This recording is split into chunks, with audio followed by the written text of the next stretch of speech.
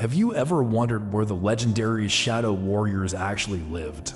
Where did ninjas hide, train, and perfect their deadly arts? The truth is far more fascinating than any Hollywood movie could show you. Ninjas didn't live in dark caves or mysterious temples floating in the clouds.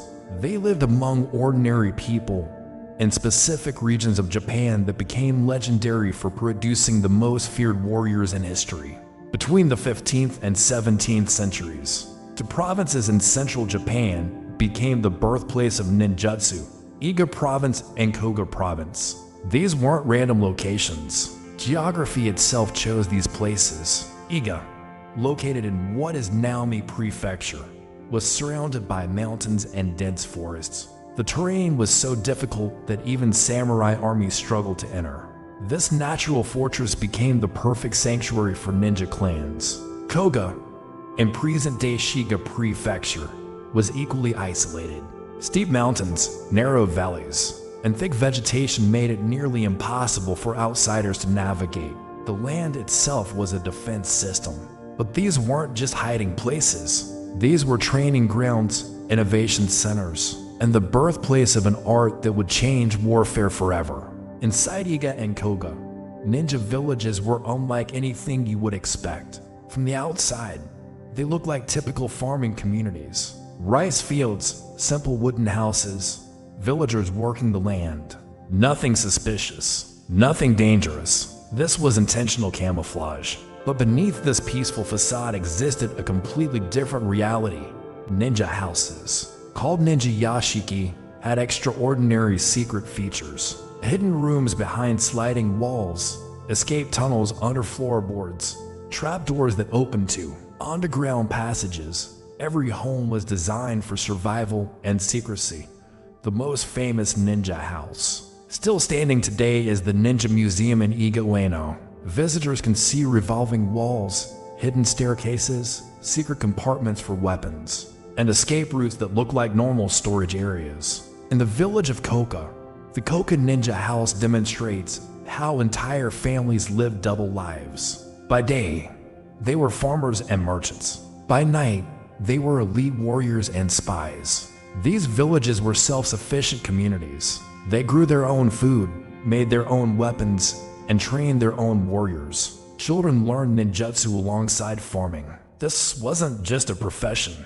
It was a way of life passed down through generations. The villages also had sophisticated lookout systems. Strategic positions on mountains allowed ninjas to see approaching enemies from miles away. Signal fires could alert the entire region within minutes.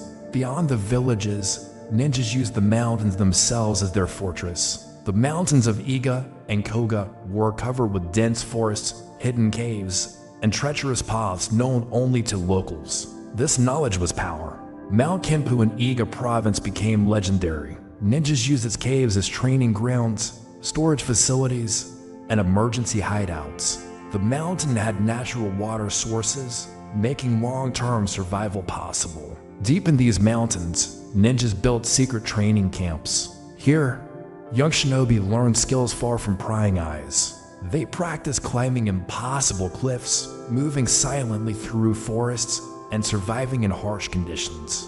The forest taught them patience. The mountains taught them endurance. The isolation taught them self-reliance. Caves served multiple purposes. Some were armories storing weapons and equipment. Others were meeting places for clan leaders to plan missions. Some contained supplies that could sustain dozens of people for months. Even today, hikers in these regions occasionally discover stone markers and hidden pathways that once belonged to ninja clans. The mountains still keep their secrets. The terrain also provided natural training obstacles. Crossing rushing streams taught balance. Climbing steep rocks built strength. Navigating thick forests at night developed their legendary stealth. Nature wasn't just their hiding place. It was their teacher, their ally, their greatest weapon.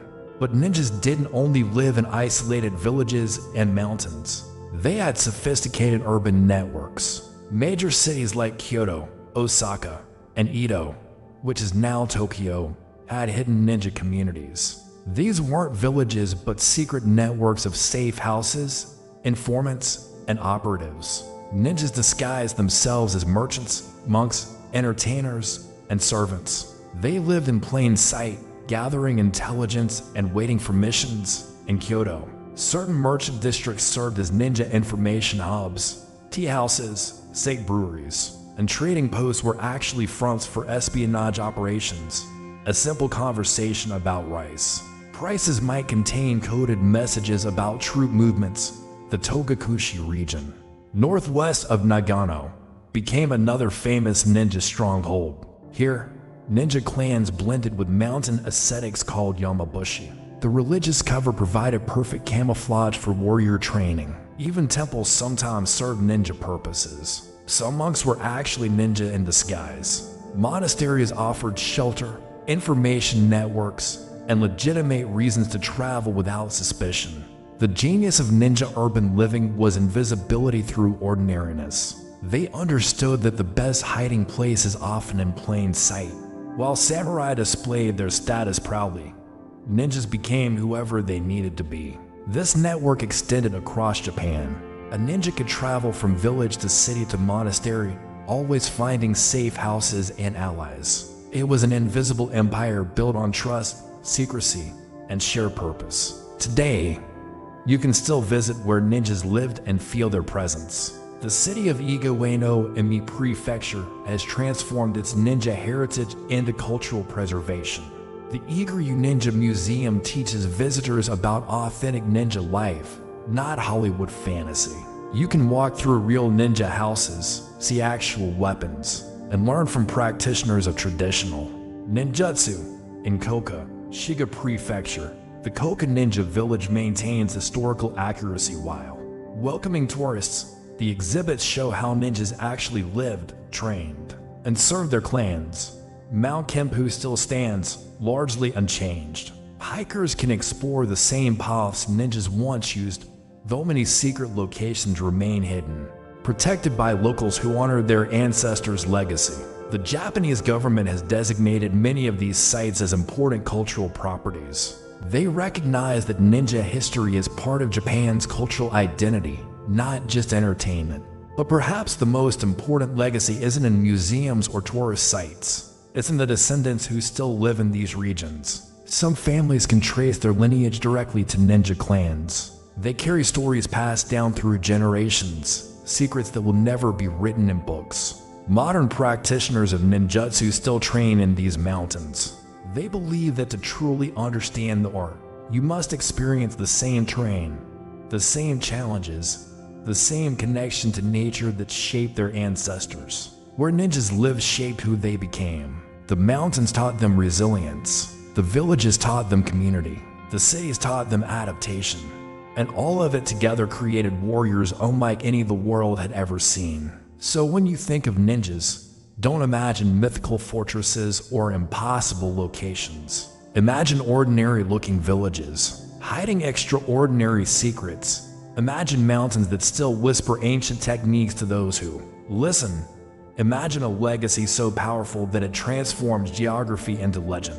The places where ninjas lived aren't just historical sites.